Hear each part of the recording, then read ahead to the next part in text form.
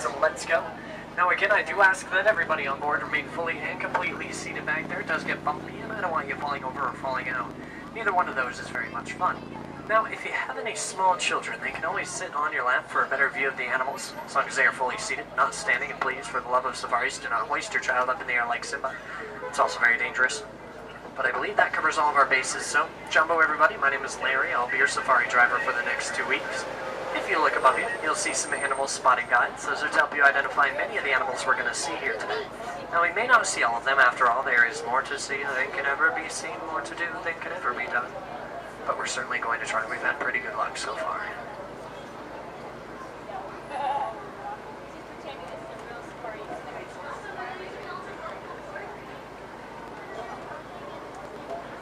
Alrighty, now once we get to the top of the hill here, we're just going to hold for a little while. Let the trucks in front of us get a little bit further in. Alrighty.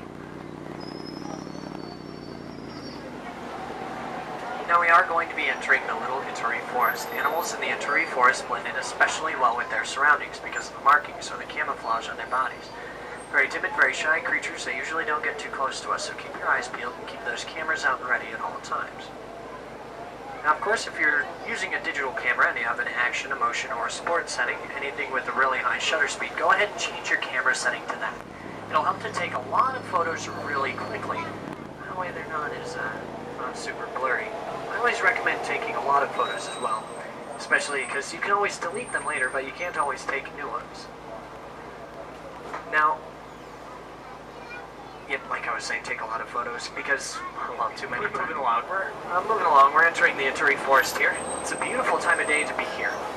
Now keep your eyes out because while many of the crepuscular animals that are awake in the mornings and the evenings, well, they're taking a nap right now. So you have to look for very slight movement near bushes and palm trees and bamboo stalks. And oh, hey, those two out to the right, those are okapi, black and white striped legs with the reddish-brown coat. Now they are diurnal, meaning they're awake during the day. So right now it's not surprising to see them getting lunch off those trees. Now the okapi are actually the only known relatives to the giraffe, despite how zebra-like their legs may look. Now also far back to the right, laying down, back over by the reed wall, over by that sunny patch of reeds back there, with a yellow stripe down its back, that's a yellow-backed diker. When that creature is frightened, its dorsal crest will stick straight up, it'll let out a piercing whistle, and it'll dive off into the underbrush. Thankfully, though, that creature is, well, it's, gets along pretty well with the okapi, so we won't have to listen to that right now. It's also nocturnal, that's why it's just kind of laying down. It's awake at night, so right now it's mostly just enjoying the sun on its back. Now this here is, oh my goodness, there's a black rhino, out to the left, up on top of the hill, back over by the rocks. It's standing very still. There are fewer than 5,000 black rhino left in the world. That's why I'm very glad that we even caught a glimpse of one. They're being poached for their horns, which are made out of keratin. Same thing your fingernails and your hair is made out of. It's a relatively useless material, and that's why it's unfortunate the rhino's being poached. Oh, hey, would you look at that? Some orange creatures and some light tan creatures up ahead. The orange ones are bongo. They're known as the ghosts of the forest because of how rare they are. And the light tan antelope are greater kudu, the second tallest antelope in Africa. And you, my friends, have the very rare, very lucky opportunity to get a picture of a baby bongo. It's the smallest bongo out to the right, in case you didn't know.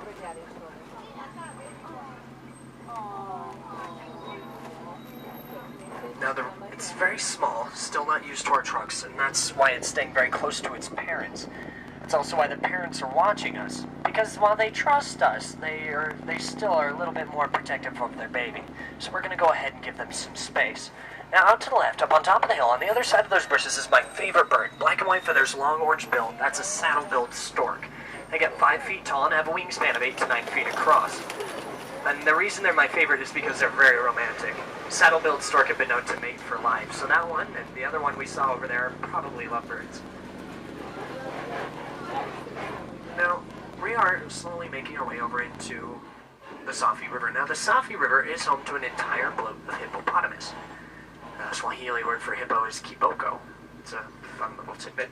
But hippopotamus, any habitat that can support the hippo, can also support the pelican, the cormorant, the crocodile.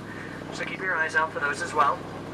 A lot of people have a surprisingly hard time finding the hippo, though, because, well, they spend most of their day in the water, and so if you only see their back out of the water, everyone's just like, oh, look at that pile of rocks out there to the right, until the rocks come up for air. Slowly. Well, actually, it's 2 words technically, because poli by itself means slow, and then when you add poli to poli, it becomes very poli. Because in Swahili, there's not a word for the word very. If you want to emphasize something, you say it twice. Poli poli, very sweet, very slow. Tamu tamu, very sweet, and so on and so forth. Now there's one hippo up in front of us. It's coming up on our right. We should be able to find more in the area, but this is a really good view of the hippo out of the water.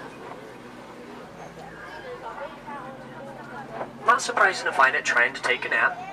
They are nocturnal. They're awake at night. Now once again, make sure you're fully seated back there. If there's a seat that's currently underneath you, make sure you're touching it with your rear. Make sure you're fully seated back there. I see one person who looks like they're standing. Siéntense, por favor. Asante sana. If you're having a hard time getting photos or a hard time seeing the animals, you can always scoot all the way over or sit on your parents' lap. Just make sure you're not standing. Now, those hippopotamus, those buzzards are picking on him, literally. But, well, it's always interesting to see a hippo get upset with the vultures, because if a hippo gets upset enough, he'll chase them. And the thing with hippos is they can run very fast. They can actually run 30 miles an hour. Yep, they don't really get to a full jog or a sprint. It mostly just looks like they're trotting really, really fast because they have those tiny legs. But, oh hey, there's a hippo. It's out of the water. It's down to the left. I'm going to see if I can pause for a few seconds. Maybe we can get some good photos. Take a lot of pictures really quickly, though. They can hold their breath for 5 to 8 minutes at a time. If they go underwater, they might be there for quite a while.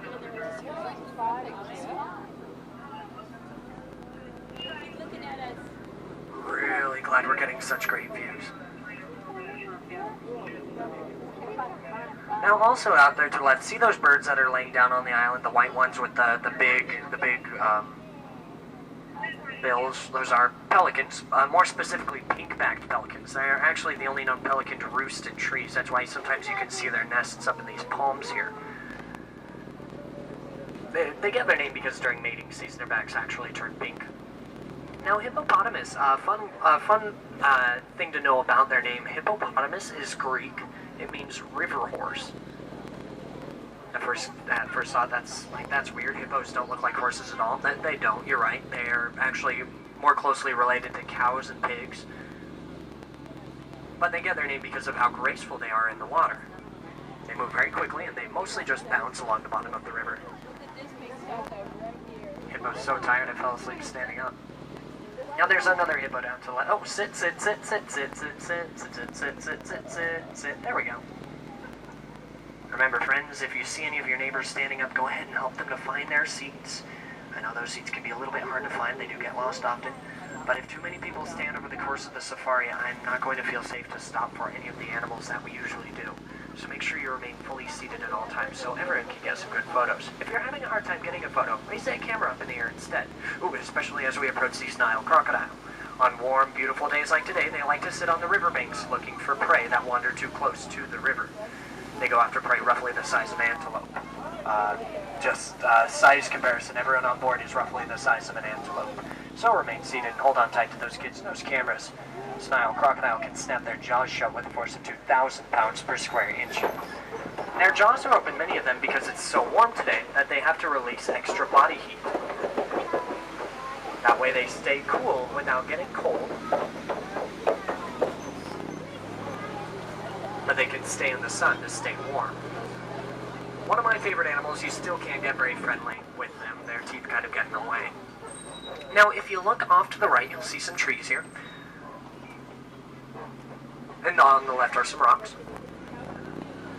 But, all jokes aside, we are headed out to the savannah, home to many of the better documented animals here in Africa. Animals like elephants, giraffe, antelope, cheetahs, zebras, lions. Really hope we see a few of those here on our trip. I hate to be lying then. Okay, would you look at that? There's a tree up in front of us. Well, yes, but it's that massive one. See, with the very thick base, the very thick trunk, very massive branches. It's the one in front of us that doesn't look like the other trees. It's coming up on our right. It's really obvious, really easy to see. It's a baobab tree. It grows to be thousands of years old, and it survives the harsh African climate by storing many gallons of water in that massive trunk and by remaining leafless 8 to 9 months out of the year. Now, don't worry, if you're currently not looking at it, if you have your eyes closed, or if you're just not paying attention, we are going to see a lot of these trees out here today. So don't worry if you didn't get a good view of this one. It's just to look better upside down and stuck it back in the ground.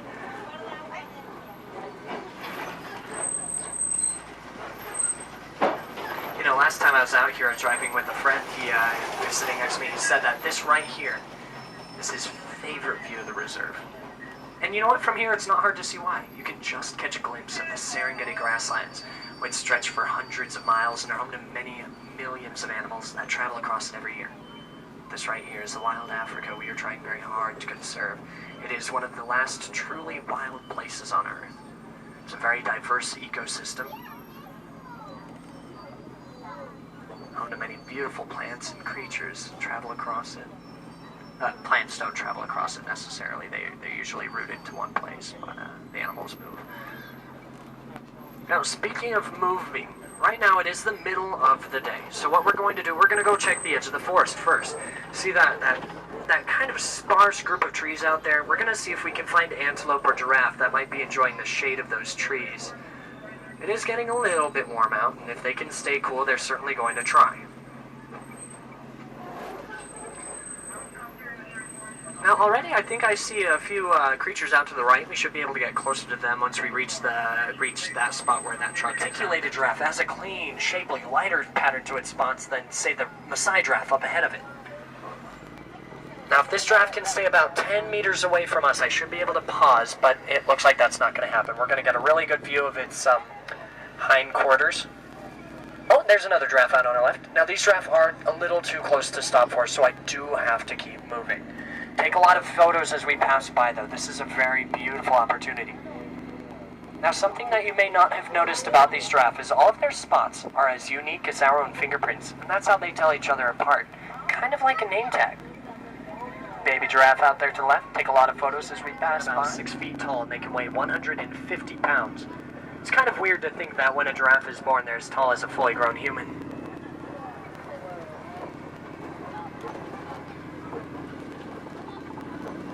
But that's also why giraffes spend most of their day eating. They spend 20 hours out of their day eating, and that's how they get so big. Now, oh hey, would you look at that? There's those Ankoli cattle again, coming up on our left. See those brown cows with the huge horns? Those horns actually have a very important use to them. For example, on a day like today, those horns actually act as a cooling system for the cattle. Hot blood will move up through the horns, cool blood will circulate back into the body, cooling the creature off, because those horns are mainly hollow.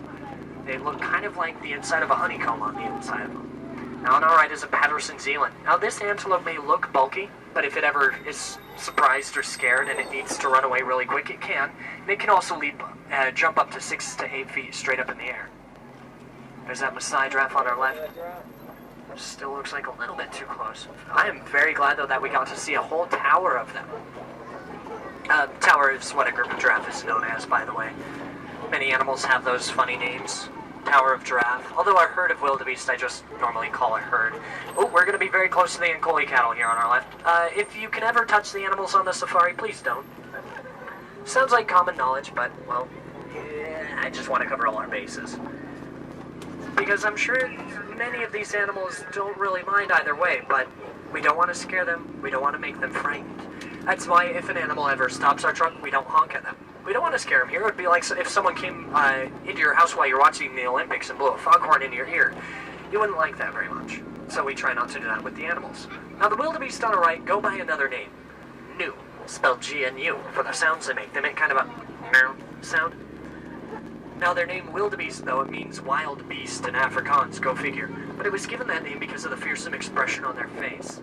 They have these bulgy eyes, this menacing, brooding face, those short, sharp, curved horns on their head, although I think someone named them incorrectly. Every time I've seen them out here, they've been very calm, docile creatures, mostly just wandering about the plains. Easy to startle. When a giraffe walked by, those wildebeest freak right out. There's one time where a giraffe just wanted to know what a wildebeest was. Got really close to the wildebeest, so they were like, nope, we're not having any of this. But, anyway, where was I? Oh, well, I'm not really too sure. I know where we're going, though. We're actually heading into an area that I like to call Monkey Point. I like to call this area Monkey Point because of a troop of mandrills that has taken up residence here. Oh my goodness, that's an elephant. Up ahead of us, it's on the other side of the path, just across the water from us. It'll be coming up on our right now. I should be able to get us a good view. Keep those cameras out and ready, though. This is a very rare view of a bull elephant. Now, I know this is a bull elephant because there aren't any other elephants nearby. This one here looks very large. Bull elephants, fully grown males, tend to be solitary creatures when they're fully grown. The females, on the other hand, will stay in large family groups. Now, also up on the left are some mandrills. So I'm going to pause here in just a little while where everyone can get a good view of the elephant and the monkeys. Now, the way you can tell a male mandrill from the rest, though, is by his bright blue and red face. He's very, very large, and he also has a very colorful rear. Really glad we got such a good view of these two. The wardens had filed a report on a bull elephant earlier, though I just happened to take a glance at it. They were saying that one of these bull elephants out here has actually been following a herd of females. If this is that elephant they are talking about, we might find a few more elephants up ahead. We might even stumble across a whole herd of them. Now, I'm going to keep my eyes out for any signs, any signs. There's a road closed sign on our right. Not a big deal, just means we'll take this detour on our left. Anyway, like I was saying, we're going to keep my eyes peeled for any signs of elephants being in the area. Like, you'll notice one sign of elephants passing through here on our right is the path has been beaten down out there. There's not a lot of foliage growing out where those elephants have walked. It's because they don't stand up. But if you look down on the left, over in this sand, you might be able to see it. It's a light tan color. It's got kind of a beige... No, back to the right, back to the right, back to the right! Oh dear. Do you want... I'll come back for my hat later. We're just gonna keep on moving. Looks like everyone's okay back there, though, so let's just keep going.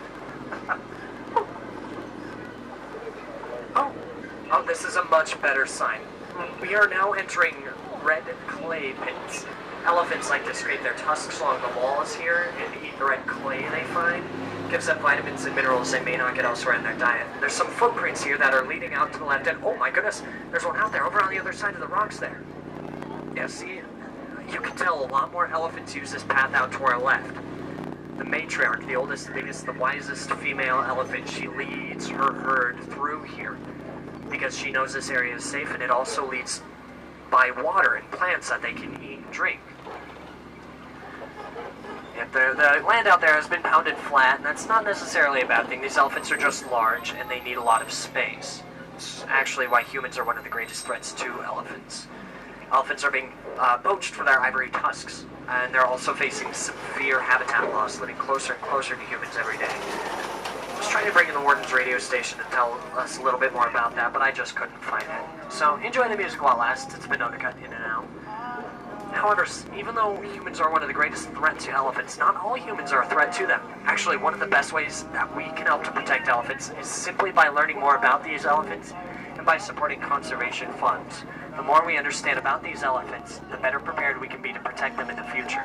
For example, did you know when an elephant is frightened or when it's nervous or senses danger, it'll emit a low rumbling sound that only other elephants can hear because it is so low. Our scientists have learned about that, so we're trying to find out how else these elephants communicate to each other.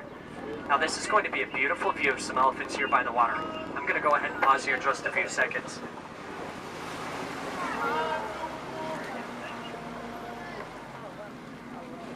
Now, if I had to make a wild guess, out of these elephants out to the left, I'd have to say that big one there, facing almost away from us. I would make a bet that she is the alpha male, the alpha female, the matriarch. She is the biggest of the ones that I see. She also looks very, very old, very wise, like she knows what she's doing. She'll actually raise the young elephants and teach them everything they need to know to survive out here. Now those are greater flamingos on the left, the pink ones, not the little white ones. The little white ones are white ibis. The greater flamingo got that pink color from the beta-carotene found in the shrimp they eat. If you ever see any with their neck on their back and one leg up in the air, that really is how they sleep. And a group of flamingos is known as a flamboyance. So we are currently looking at a fluffy-feathered flamboyance of fabulous flamingos. We'll go ahead and give them some space though. We're entering, well, actually my favorite area of the reserve. Last time I was out here, we saw white rhinoceros. They were right next to the truck. The white rhino used to be one of Africa's greatest conservation success stories until recently when it became poached on even the biggest and best known reserves. Their horns are valuable on the black market, and that's why poachers are becoming ruthless. Thankfully though, we do have a crash of rhinos here that we're keeping an eye on, so keep your eyes out for them. You can tell they've been in the area. Like I was saying earlier, the environment is the easiest way to find out where an animal has been. Oh my goodness, out to the right, there's a white rhino calf. It's much smaller than they usually can grow, and that second horn, it was facing this way, that second horn isn't quite grown in yet. Maybe we can find its mother nearby. After all, when the rhino is about that size, the mother is somewhere nearby. White rhinos, unlike the black rhino, will travel in large family groups. Might be able to find them out here. Oh my goodness, there's a cheetah. It's up in front of us, up on top of the hill, coming up on our left. It's over in the grass. It's heading toward the shade. Cheetahs, by far, are the fastest land mammals alive. They run 60 miles an hour, although they can only hold that speed for a couple hundred yards. After that, they get awfully tired and have to cool down. And unlike the lion, the cheetah is actually one of Africa's only diurnal predators. They hunt during the day because they rely on their eyesight instead of their sense of smell to find their prey. Now, a couple of fun facts about the cheetah. They're the only cheetah that cannot roar. They communicate to their young by making high-pitched chirping sounds, not unlike baby chickens. And they're also the only big cat that has been known to still purr, kind of like your household cats. Only those cats are much larger and can run much faster. Oh my goodness, there's a lioness. Oh, and a lion, there's a lion coming up in front of us. He's up on top of the rocks here. Oh, this is a beautiful view. Let's get a little bit closer. Maybe I can pause for a few seconds. Get those cameras out and ready now though, and please remain seated. If anyone stands up, I will not feel safe to be here. After all, lions can run, oh, like I just said, don't stand up. Lions can run 35 miles an hour, they can leap up to 20 feet, and the lion's roar can be heard for 6 miles. Now thankfully, these lions don't seem to be paying us any attention, mostly because these trucks are much too large to take down, even though lions do work together in large groups to take down their prey. Oh my goodness, there's an ostrich. It's going to be right next to the truck, or right in front of us. Oh, please keep moving. Nothing to see here. Although they can see very well. They do have very big eyes. Really great eyesight. They're also tall enough to look right inside the truck, so keep your fingers inboard. Not even joking. Thankfully, those ostrich have never taken a... Oh my goodness, more white rhinos on the right. I told you they live in large family groups. Although I think we can get just a little bit closer to that one up ahead. Our path is going to take us right back around over by those zebra, and then we'll get a really good view of both of them. Now here's one last look at that majestic king of the savannah out on our left. Now even though he is the leader of his pride, he doesn't do any hunting. Well, or at least very little. He's the protector. He watches over his family and protects them from any threats, especially other lions. Because prides of lions can tend to be have very heated rivalries with each other that tend to be very fierce, and they can be a little bit dangerous. So the males are the protectors of their family. Now on the left is a warthog, largest burrowing animal in Africa. They use their tusks and their hooves to dig out those burrows. If they're ever scared, they'll back themselves up into the burrows they dig. And in The Lion King, the warthog is named Pumbaa. However, Pumbaa does not mean warthog. Pumbaa is a Swahili word meaning foolish. Ostrich eggs down on the left, they probably belong to the one that we saw earlier. Here's those...